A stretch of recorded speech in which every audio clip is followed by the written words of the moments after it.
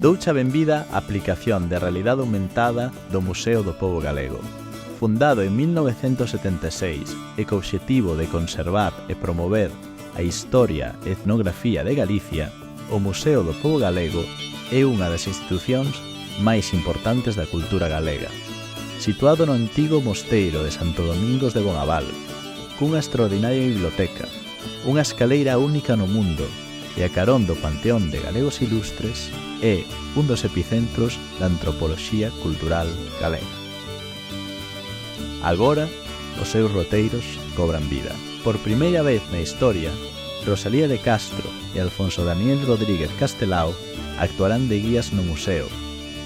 Rosalía de Castro, a máis importante poetisa da literatura galega, é unha das máis brillantes da literatura castelá.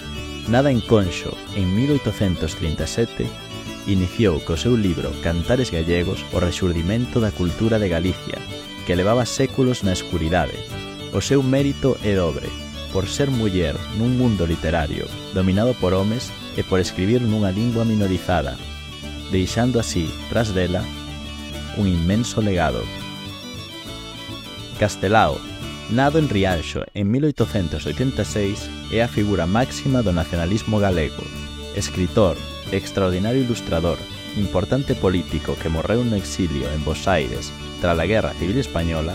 O seu libro, Sempre en Galiza, segue sendo o texto fundamental do nacionalismo galego. Ambos atópanse aquí soterrados no Panteón de Galegos Ilustres. O funcionamento desta aplicación é moi simple. En cada espazo haberá unha ou máis iconas cun símbolo que representa cada temática. Ao achegar o móvil a cada símbolo, xurdirá a figura de Rosalía ou a de Castelao, que dará información sobre a sección e o significado dos seus obxetos.